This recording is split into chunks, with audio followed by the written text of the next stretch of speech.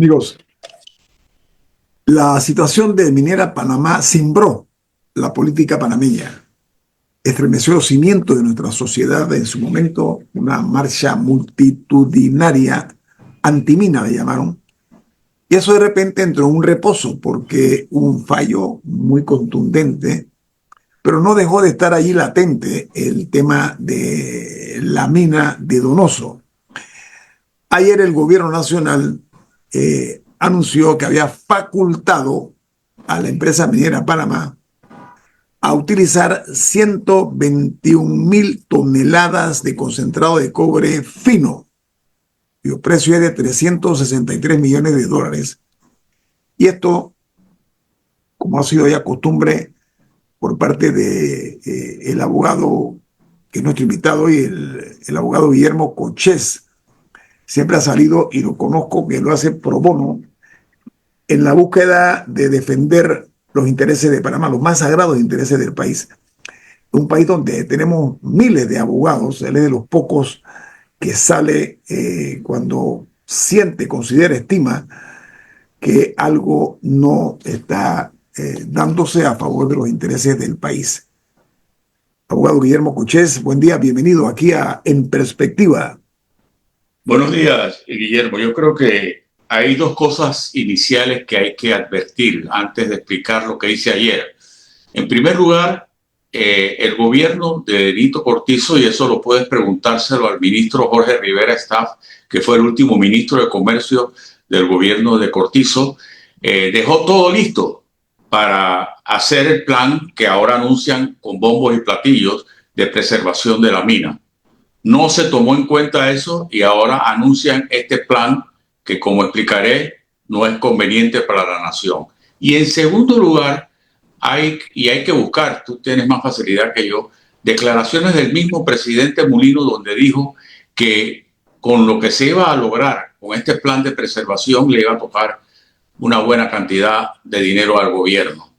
Bien, el gobierno ha anunciado que le otorga a Minera Panamá, que es un ente que jurídicamente no tiene ninguna relación jurídica con Panamá porque su concesión fue declarada nula en octubre de 2023. Le otorga...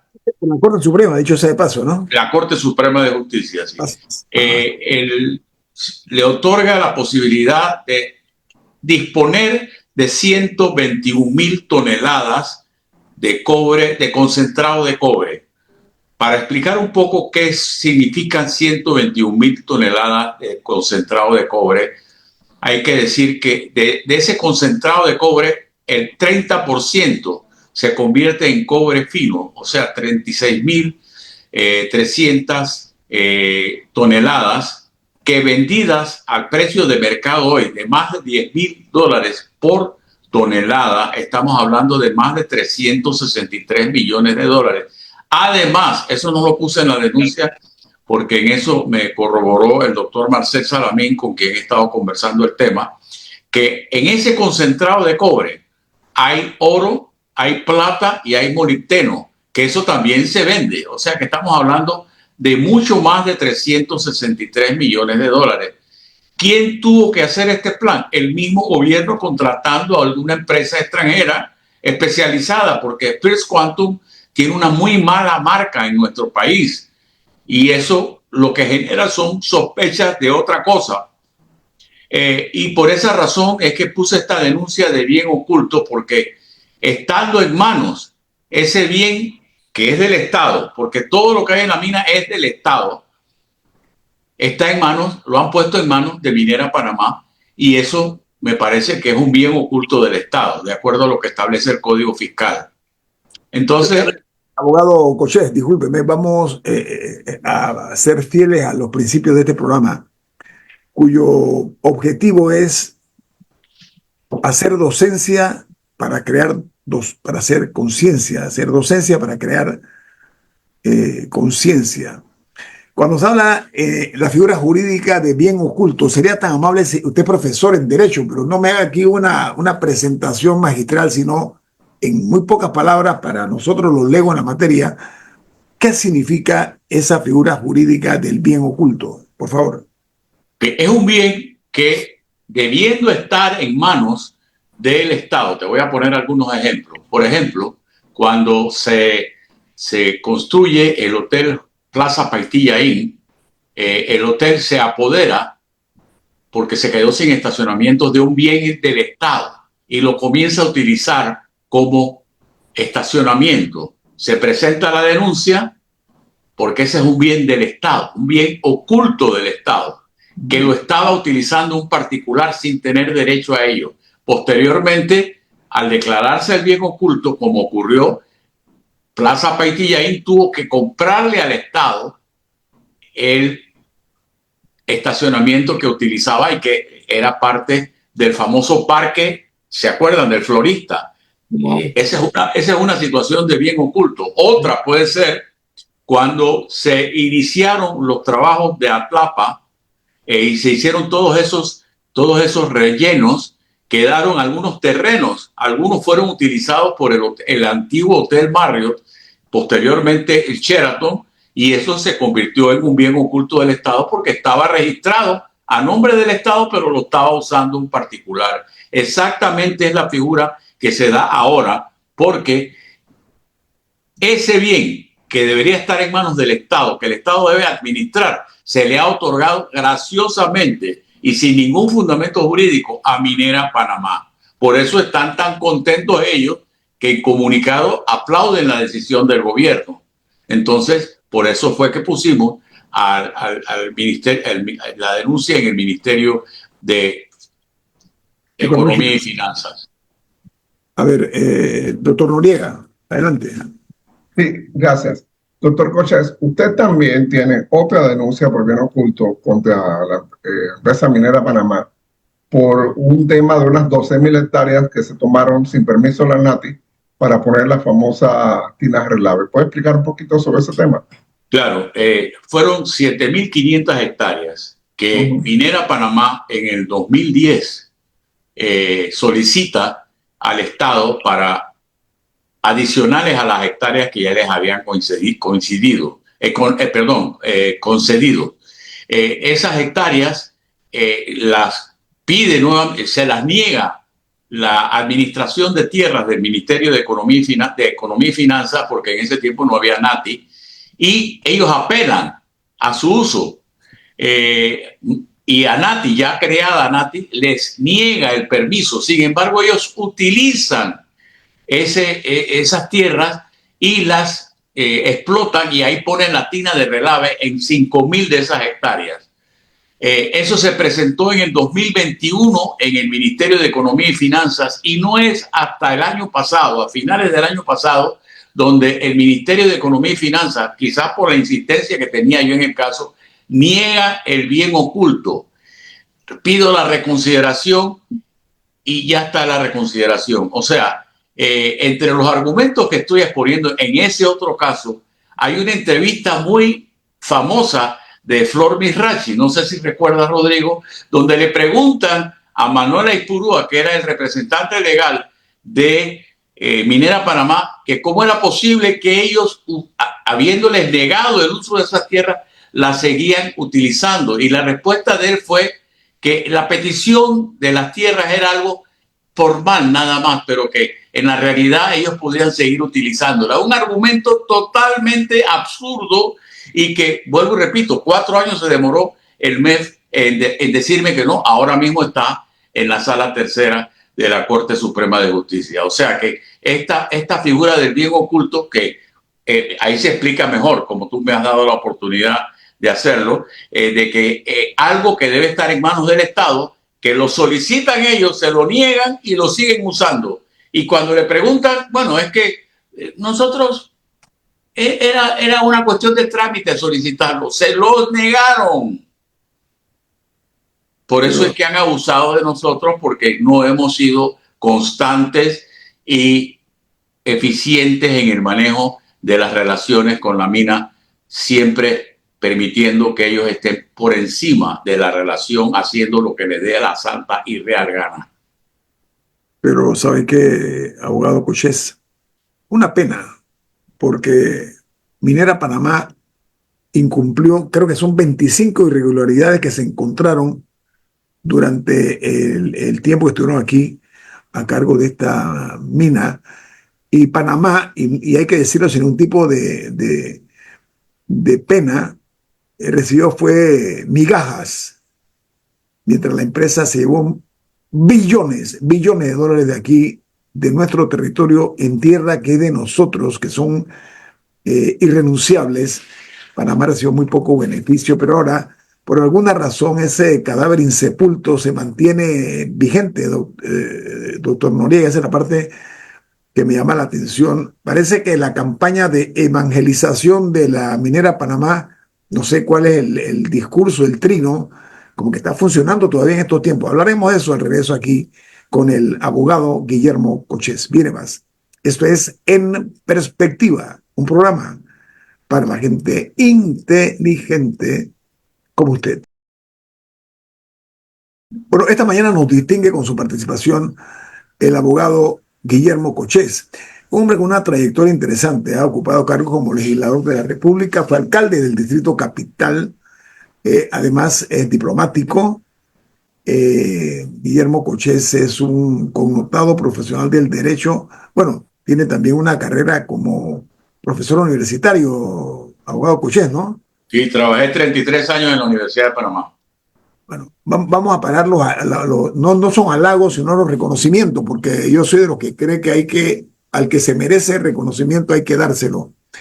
Doctor Noriega, este tema de Minera Panamá es como de no acabar, es como de Brecht, ¿no? O sea, de repente surge así en el escenario y muchas veces no es para bien, porque en este caso lo que denuncia como bien oculto el abogado, su colega, Guillermo Cochés, de que el gobierno pues ha decidido que esos 121.000 toneladas de concentrado de cobre fino, que tiene precio de mercado de $10.000 la tonelada, estamos hablando de 363 millones de dólares que Panamá, el gobierno los necesita. Y ese cobre fino es de nosotros, eso es extraído de las entrañas de nuestra tierra, doctor Noriega. Sí, es terrible que el propio Estado sea cómplice en el saqueo del Estado, porque eso es lo que está pasando. Allí debió ocurrir una licitación pública, no una asignación a alguien que no tiene contrato. Es más, no tiene razón de estar allí. Ellos están, porque el MISI, los MISIs, el de Laurentino Cortizo y ahora el señor Molino, han decidido prolongarlo con esta hoja de parra de plan de cuidado y mantenimiento. Como tú conoces la mina, tú te quedas aquí, tú evitas que algo se derrame y demás. Entonces, se prolonga en el tiempo la famosa auditoría ambiental y la necesaria auditoría financiera nunca se va a hacer, porque a los políticos no les interesa que se sepa la verdad cuánto perdió Panamá.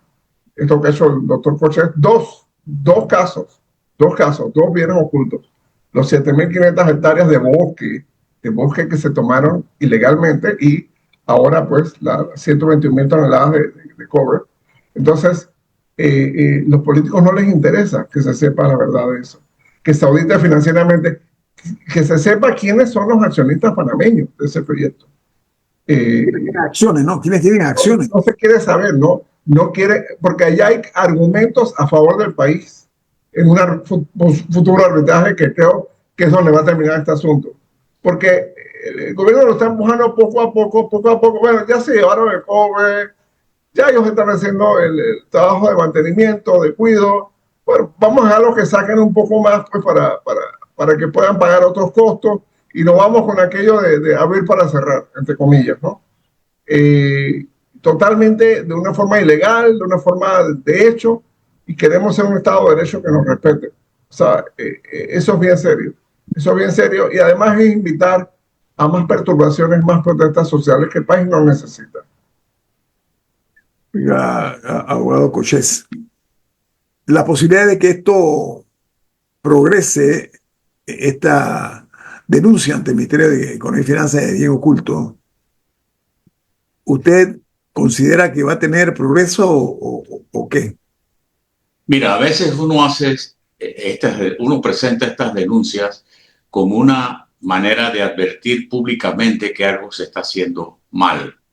Creo que el video que saqué ayer se hizo viral Hay varias emisoras que quieren mi opinión sobre el tema. Hemos puesto un dedo sobre una llaga en momentos donde el país sabemos que está prácticamente destruido por la cantidad de protestas que se hacen a nivel nacional. Y aprovechando quizás ese malestar ciudadano que hay, nos tratan de meter algo como si fuera la gran cosa. En una conferencia de prensa del ministro de Comercio el viernes a las 7 de la mañana, y donde hace este anuncio como si fuera la gran cosa. O sea, mientras el país está en crisis, todavía hay intereses que se mueven para tratar de sacar algún provecho quizás de la crisis y sin que nadie se dé cuenta. Dirán, bueno, la gente está pensando en Bocas del Toro, está pensando en Darién, está pensando en Veragua, está pensando en Coclé, que no hay clases, y entonces este es un buen momento para tratar de meter este cují en buen panameño. A mi juicio, creo que aquí hay intereses muy grandes y que vuelvo y repito lo que dije inicialmente. Ya el gobierno de Cortizo había planeado esto y vale la pena que ustedes entrevisten al ministro Jorge Rivera, que fue el último ministro de Comercio que estuvo al cargo en el gobierno de Cortizo. Y además sería bueno que busquen las declaraciones del mismo presidente que dijo que con esto de la mina del gobierno de Panamá le iba a tocar algún dinero, que bien lo necesita. Si estamos pidiendo plata prestada para pagar planillas y para pagar subsidios, debemos buscar los mecanismos para recuperar nosotros y no dárselo tan graciosamente a Minera Panamá como si fuera una basura. Es un poco de tierra que han sacado ahí, de piedra, es un concentrado de cobre que al procesarlo se convierte en el 30%, o sea, 36.300 toneladas, se convierten en más de $10,000 por tonelada en el mercado internacional, y todo lo demás que eso conlleva, el proceso, la venta, la comisión y todo lo demás. O sea que ahí hay una riqueza muy grande, además del oro, la plata y el molibdeno, que no tienen derecho de acuerdo al contrato, no tenían derecho de acuerdo a un contrato que ya no existe, de explotarlo. Y le estamos dando eso. Como bien dijo el doctor Noriega, eso debió ir a una licitación internacional. El nombre de First Quantum, me guste o no me guste, está muy deteriorado en la opinión pública panameña por lo que ocurrió con ese contrato, donde le encontraron 25 faltas constitucionales, vicios de inconstitucionalidad. Entonces el gobierno debe cuidarse en eso. Pero parte del problema, ¿sabes cuál es? Que no buscan a los expertos en el tema, lo tratan de manejar todo con un ocultismo tremendo, y entonces nos quieren, amanecen diciéndonos, bueno, vamos a darle las 121.000 hectáreas, oye, toneladas. Toneladas de concentrado de cobre, que la gente dirá, bueno, ¿eso qué será? ¿Será basura?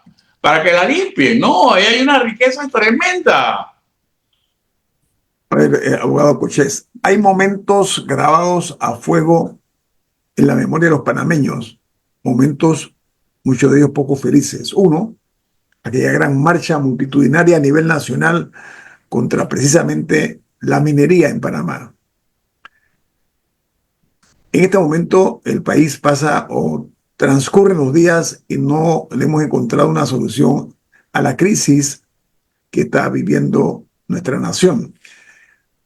En su opinión, como exfuncionario, como político también, ¿cuál podría ser una vía de negociación para lograr que nos pongamos de acuerdo para encontrar una salida a esta crisis que estamos viviendo, abogado Cochés? Creo que Monseñor José Domingo Ulloa reiteró su llamado al diálogo y dijo que dialogar no es signo de debilidad. Creo que dialogar es signo de madurez y de consistencia en una posición patriótica. Definitivamente que esta posición del gobierno intransigente de no dialogar, lo que ha hecho es enervar más la situación social. Miren lo que está pasando en Bocas, lo que está pasando en Darién. Yo ayer me metí a ver qué era el pueblo de Arimae, que jamás había oído ese nombre, y me di cuenta que es un pueblo que tiene dos etnias presentes, la Emberá y la Bunán. Hasta allá se están haciendo las protestas y estamos agotando algo que no se da cuenta la población, a la fuerza pública. La fuerza pública debe estar muy extenuada de todo el trabajo que le han estado dando en los últimos 2 meses. Y estamos caminando sobre los egos de quienes insisten en que no hay nada que dialogar. Aquí el que manda soy yo, y me recuerda cuando José Raúl Mulino era ministro de Seguridad, que alguien de la sociedad civil dijo, vamos a dialogar, y él dijo, aquí los que gobiernan somos nosotros no fuimos electos para cogobernar con nadie. Entonces, digo, eso es peligroso, esa posición es peligrosa. Y creo que, por ejemplo, en el caso de Bocas del Toro, se demoraron 1 mes en mandar una comisión de ministros allá para tratar de resolver el problema, y ahora la gente no les cree, pues, porque hay una falta de confianza muy grande, porque la falta de confianza se origina en que no han sabido comunicar, y lo vemos con lo de la mina, no han sabido comunicar lo que quieren hacer. Y por supuesto que al haber minado esa confianza, dudamos de cualquier propósito que pueda ser bueno de parte de quienes hoy gobiernan el país. Doctor Noriega, la polarización que estamos viendo en el país, nivel de riesgo y fórmula para evitar ese tipo de decisiones de polarizar el país. Yo creo que lo primero que tiene que hacer el gobierno es cambiar de estrategia policial. Estamos creando una generación de panameños y panameñas, sobre todo en las comarcas, en las zonas más remotas del interior, que van a desconfiar de la policía primero, y segundo, le van a tener miedo, porque la policía y el Senafrón y el Senal han entrado a reprimir incluso a las casas de las personas. Hay denuncias muy serias de algunos actos sumamente reprochables en la comarca 9. No tengo evidencia de eso, pero por eso no lo digo al aire. Y hay evidencias muy concretas de abusos. En el caso de Arimay, entraron a las casas a disparar gases lacrimógenos, en casitas estas, casas de quincha, casas relativamente sencillas, humildes, que se pueden incendiar con esas bombas lacrimógenas. Entonces, con consecuencias que después vamos a lamentar. Sí, estuvo muy mal que la población en verdad detuviera a la gente del Senafrón. Estuvo muy mal, pero también tenemos que reconocer que dentro de su cosmovisión, dentro de su mundo, de su cultura, que está reconocido por la Constitución, ellos tienen normas comarcales. Dentro de las normas comarcales, la agente, para ellos, la agente había irrumpido, había roto esas normas comarcales al unirse al Senafrón, al llevar el uniforme al Senafrón. Entonces, tratan de mantener la distancia con la entidad que ellos sienten en algunos casos, sobre todo en Darién, me lo han comentado, sienten que es una entidad opresora. Cuando no hay maestros, no hay enfermeras en las zonas remotas de Darién, son los agentes de Senafrón los que actúan. Entonces, Senafrón se ha vuelto una entidad totalizante, una entidad universal en Darién, en las zonas comarcales, y eso es algo que es preocupante, necesita una buena lupa. Se están usando perdigones, se están usando gases lacrimógenos muy fuertes. Hubo quejas de pacientes de la Caja de Seguro Social que los gases lacrimógenos que se usaban en la Universidad de Panamá eran sumamente fuertes. Hay que buscar formas de lidiar con la protesta de manera más inteligentemente. Hay que buscar formas de abrir las calles mucho más inteligentemente. No se puede arrastrar a una profesora por el concreto del piso de una carretera, arrastrarla así como si fuera un saco de cemento. No. O sea, la gente tiene dignidad. Hay una ley aprobada en el gobierno de Varela, la ley 62 del 2015, que prohíbe el uso de perdigones en las represiones de protestas civiles. Y perdónenme, pero la ley la han tirado a la basura. La ley la han tirado a la basura. Le están disparando perdigones, le están disparando gases lacrimógenos a la gente. Y cuando los propios policías, como dice el doctor Cochés, cuando los propios policías y agentes de Senafrón se cansen, van a agarrar a la gente a pistola limpia, la van a agarrar a bala limpia. Pero ¿sabe porque qué? llega un momento en que hay un agotamiento psicológico, emocional. Esa gente tiene meses que no ve a su familia, me refiero a los policías, me refiero a los agentes de nación, no ven a su familia, no descansan adecuadamente, no duermen. En fin, el cuerpo necesita descanso, el cuerpo necesita reposo. Y llega un momento en que esa gente también va a explotar. Entonces, creo que el gobierno tiene que entender que a punta de perdigones y a punta de gases lacrimógenos no va a resolver esta crisis. Vamos al corte comercial. Esto es En Perspectiva, un programa para la gente inteligente como usted. Guillermo Cochés, abogado con una trayectoria interesante en el mundo de la jurisprudencia, está con nosotros esta mañana. Camila. Doctor Noriega, creo que no es coincidencia el hecho que donde más crítica está la situación actual, justamente es en los polos del país, en Bocas del Toro y en Darién, que no solo son, o sea, los polos geográficamente, sino que también son dos áreas que podemos argumentar, no tengo la data para justificarlo, pero creo que podemos lanzar al aire y decir que son de las que menos presencia del Estado tienen en general, menos inversión, menos movimiento, por decirlo así, áreas que han quedado un poco relegadas del desarrollo nacional versus otras. Entonces quería saber su posición al respecto, si está de acuerdo con ese.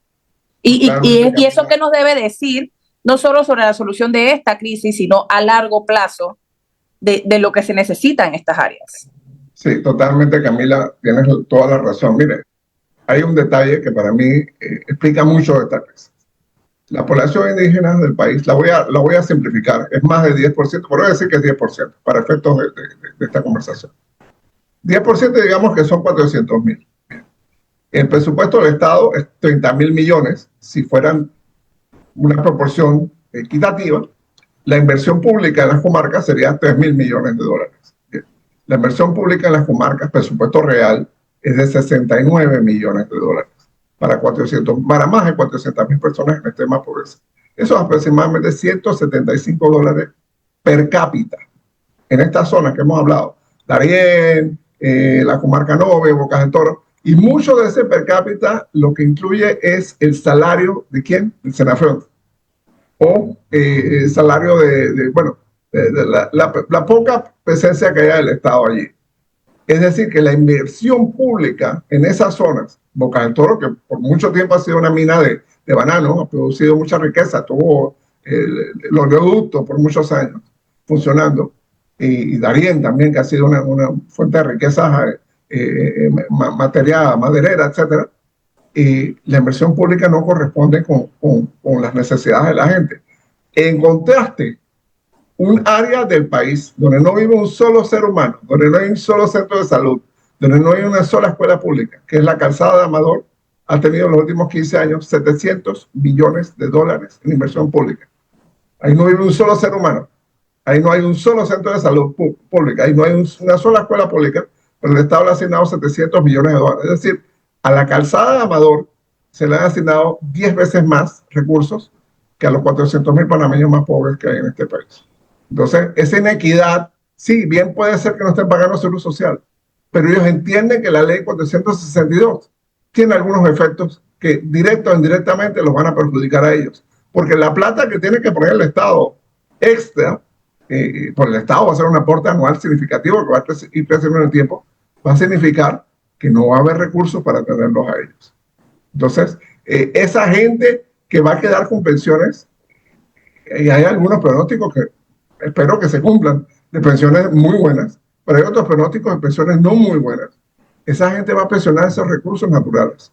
Esa gente va a meterse en ese monte, a matar animales, a quemar monte, a tumbar la madera que hay, el bosque, y los va a dejar sin recursos, los va a dejar sin lo poco que tienen. Entonces, eso se suma.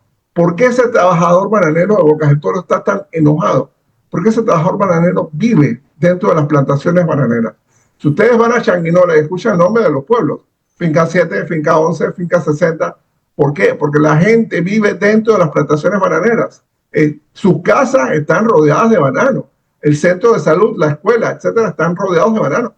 yo he estado en Changuinola y he estado visitando una escuela, pasa el avión fumigando y fumiga la escuela, conmigo adentro y los estudiantes adentro. Entonces, no, para ellos ya es normal que lo fumigue el avión con pesticidas.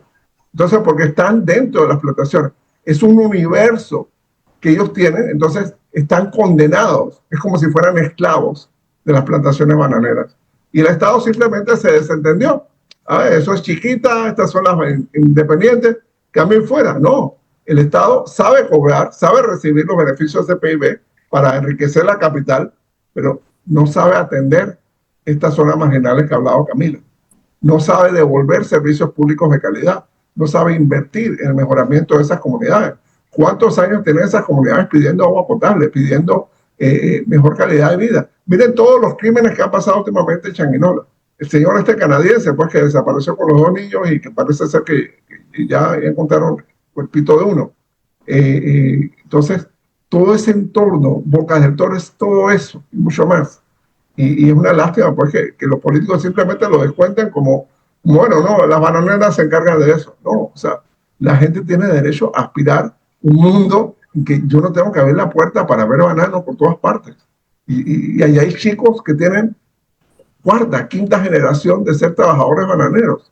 Entonces, el banano es 24 horas 7, 24 horas 7 días a la semana. Esa gente no puede, como hacen los cañeros, que terminan la zafra y se van para la casa. No, esta gente termina la zafra y se van para la casa y la casa sigue estando donde está la plantación bananera. Entonces tenemos que entender esa psicología. Tenemos que ser empáticos.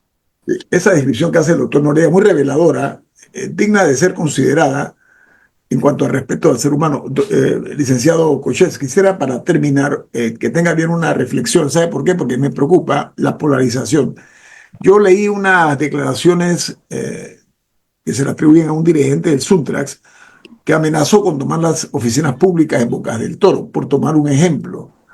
O sea, el problema aquí es la escalada que se puede seguir dando en nuestro país en lugar de buscar puntos de encuentro o de lograr puntos de encuentro para ponerle fin a esta crisis. Creo que ambas partes tienen que comenzar ya a tratar de buscar soluciones. ¿Usted qué recomendaría en positivo, abogado Cochet, para salir de este hoyo oscuro, ¿no? 2 minutos. Creo que las situaciones planteadas como consecuencia de la mina, en lugar de ayudar a encontrar ese clima de paz y de diálogo que se necesita, lo que hace es echarle más fuego, porque está trayendo algo que ya habíamos dado por sentado desde octubre del 23. Creo que el gobierno está actuando por reacción y en una reacción muy tarde. Lo vimos en el caso de Bocas del Toro, que después de un mes de que Bocas del Toro está prendido, es que mandan un grupo de ministros a tratar de apagar el fuego. Creo que el gobierno debe abrirse a algo que le ha costado mucho y es a una unidad nacional de propósitos y de retos a afrontar. Lo está planteando la iglesia, lo están planteando muchos sectores del país. El único sector que pareciera apoyar ciegamente al gobierno es el sector empresarial, que están protegiendo sus intereses, pero sus intereses también están siendo disminuidos porque la situación económica nos afecta a todos. Entonces yo creo que el gobierno tiene que cambiar de estrategia, como tú lo dijiste, cambiar, tiene que cambiar. Y eso, como dijo el arzobispo, no significa ser débil, significa ser más fuerte, aceptar lo que uno tiene frente a sí. Abogado Cochet, ceder no es un acto de debilidad, no nos equivoquemos, muchas veces se cede para ganar. Claro, porque el país es el que está de por medio. Bueno, ojalá que todos somos panameños, que tanto los protestantes como el gobierno nacional encuentren y pavimenten una vía por la cual podamos transitar hacia la paz social, que eso es lo más importante para este país. Abogado Guillermo Cochet, verdaderamente un placer para nosotros contar con su participación. Muy amable. Muchas gracias por la invitación. Saludos, Rodrigo. Saludos, Camila. Buen día. Saludos a la señora Tatiana también. Gracias. Rodrigo Noriega, Camila Adames y Guillermo Antonio Adames, le damos nuestro sentido de agradecimiento por acompañarnos esta mañana. Nos vemos a las 7:30 hora de Panamá en otra edición más de En Perspectiva. Hasta mañana.